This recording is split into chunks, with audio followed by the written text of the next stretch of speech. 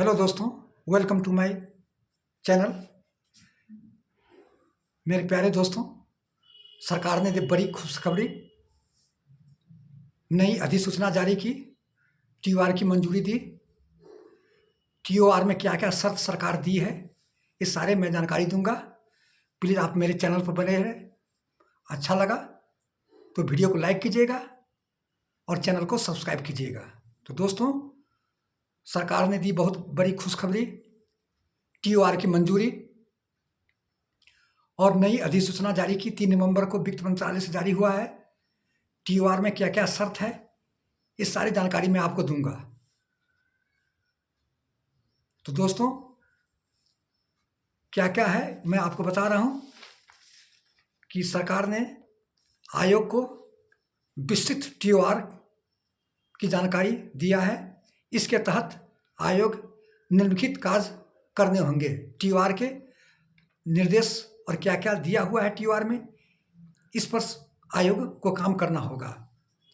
आयोग यह जांच करेगा और सिफारिश करेगा कि केंद्र सरकार के कर्मचारियों, अखिल भारतीय सेवाओं, रक्षा बलों और अन्य विभागों तथा वेतन भत्तों की सुविधाओं में क्या क्या परिवर्तन आवश्यक और व्यवहारिक शामिल होगा। ये जितने भी है केंद्र सरकार के जितने भी कर्मचारी है, अखिल भारतीय है, डिफेंस है, रक्षा है, अर्धसैनिक बल है, डाक विभाग है, आपको रेलवे मंत्रालय है, रेलवे के कर्मचारी है, इस सारे विभागों को वेतन और भत्तों का समीक्षा करेगा और सुविधाएं क्या क्या परिवर्तन होगा, क्या क्या भत्ते लागू होगा, इस सारे की समीक्षा करेगा वेतन आयोग। केंद्र सरकार के औद्योगिक और गैर औद्योगिक कर्मचारी भी इसमें शामिल है। अखिल भारतीयों सेवाओं के कर्मचारी है, रक्षा बलों और कार्मिक और अर्धसैनिक बलों के कर्मचारी भी शामिल है। केंद्र शासित प्रदेशों के भी कर्मचारी इसमें शामिल किया गया है। भारतीय लेखा और लेखा परीक्षक विभाग के भी अधिकारी इसमें शामिल है। संसद द्वारा गठित नियामक संस्थाओं, सिर्फ आरबीआई को छोड़ करके इसको भी शामिल किया गया है। सर्वोच्च न्यायालय के जितने भी अधीनस्थ अधिकारी है और कर्मचारी भी है। केंद्र शासित प्रदेशों के अधिकारी भी शामिल किया गया है।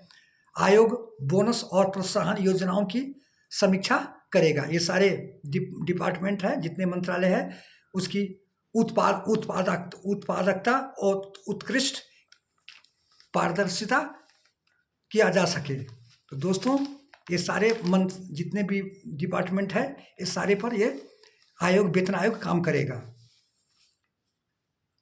वेतन आयोग में 3 सदस्य किया गया है। और 8वां वेतन आयोग की क्या संरचना है, सरकार द्वारा अधिसूचना के बाद 3 सदस्य आयोग का गठन किया गया है। आयोग में 3 सदस्य होंगे, एक फर्स्ट चेयरमैन होगा और 2 अन्य सदस्य होगा। अध्यक्ष चेयरमैन जस्टिस रंजना प्रकाश देसाई होगा। दूसरा पार्ट टाइम सदस्य प्रोफेसर पुलक घोष होगा और सदस्य सचिव पंकज जैन केंद्र सरकार और कर्मचारियों के वेतन ढांचा, कुशल रेफरेंस रिपोर्ट और या आर्थिक परिस्थितियों को वित्तीय अनुशासन के अनुसार होगा। तो सरकार 3 सदस्य किया गया है और टीओआर में ये भी दिया गया है कि जो भी आयोग के जो सदस्य है, जो अध्यक्ष है बनी है, कि सरकार के ऊपर वित्तीय बोझ नहीं हो, सरकारी खजाने पर ज़्यादा बोझ नहीं हो, इसके बाद स्टेट गवर्नमेंट पर भी ज़्यादा खर्चा नहीं हो। तो इन सारे को देखते हुए वेतन आयोग के सदस्य काम करेगा। और टीओआर टर्म्स ऑफ रेफरेंस में क्या क्या दिया है, इसके बारे में जब लिखा है, टीओआर में लिखा है कि किन किन कर्मचारियों पर आयोग सिफारिश लागू होता है, किन किन कर्मचारियों पर सिफारिश लागू करेगा। जैसे केंद्रीय कर्मचारी, रक्षा बल, रेलवे, डाक विभाग और सिविल और डिफेंस पेंशनर्स और सिविल पेंशनर पर यह लागू किया जाएगा। जैसे फिटमेंट फैक्टर और बेसिक पे फार्मूला पर लागू किया जाएगा। इसमें फिटमेंट फैक्टर पर लागू करेगा, बेसिक पे कितना होगा, टीओआर के आधार पर आयोग तय करता है कि नया वेतन और किस फार्मूला पर रहेगा। जो नया वेतन और ढांचा होगा वो किस फॉर्मूला पर लागू किया जाएगा। जैसे नया वेतन भत्तों की समीक्षा भी करेगा, जैसे डीए, एचआरए, टीए जैसे भत्तों पर कितना बदलाव हो सके। जैसे डीए पर है, एचआरए है, टीए है, रिक्स अलाउंस है, चिल्ड्रन अलाउंस है, जितने भी तमाम भत्ते हैं उस भत्तों पर भी समीक्षा करेगा और उसमें बदलाव करेगा, चेंजिंग करेगा। यह हो कि टीओआर में दिशा निर्देश तय होता है। ये टीओआर का दिशा निर्देश दिया गया है। इन्हीं दिशा निर्देश पर 8वां वेतन आयोग के जो सदस्य अध्यक्ष है, 2 अन्य सदस्य है, वो काम करेगा। दूसरा है पेंशन और ग्रेजुएटी के सुधार। पेंशन और ग्रेजुएटी में सुधार करेगा। टीओआर में अक्सर पेंशनर को आय और भविष्य निधि संबंधी पर काम करेगा, ताकि रिटायरमेंट कितना लाभ मिले, ग्रेजुएटी कितना बढ़ेगा, उस पर काम करेगा। फाइनेंशियल इम्पैक्ट है कि टीओआर यह भी तय करता है कि आयोग केंद्र सरकार के वित्तीय बोझ और देश के अर्थव्यवस्था पर क्या प्रभाव दिखेगा।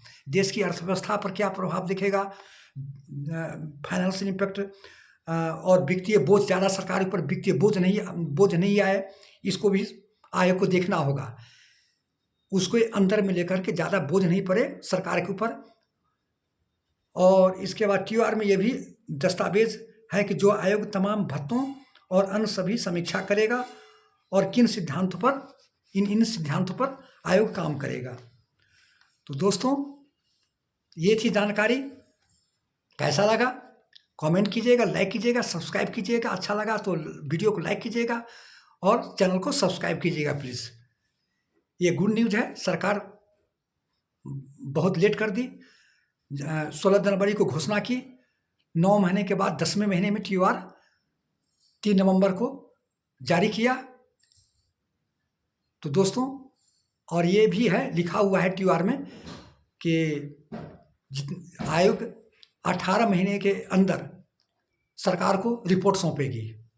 जो सरकार की जो रिपोर्ट है 18 महीने में, उससे पहले भी रिपोर्ट सौंप सकती है 18 महीने के अंदर। इसका डेडलाइन है 30 अप्रैल 2027। 30 अप्रैल 2027 तक डेडलाइन है।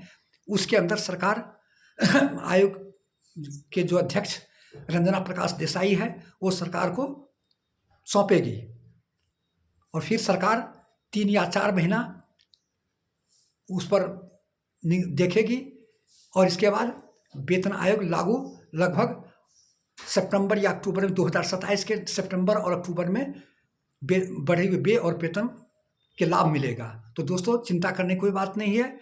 आपको 1 जनवरी 2026 से ही ये लागू किया जाएगा और आपको 18 महीने या 20 महीना या 24 महीना जितनी भी देरी होगी उतने महीने का आपको एरियर दिया जाएगा, जितने भी।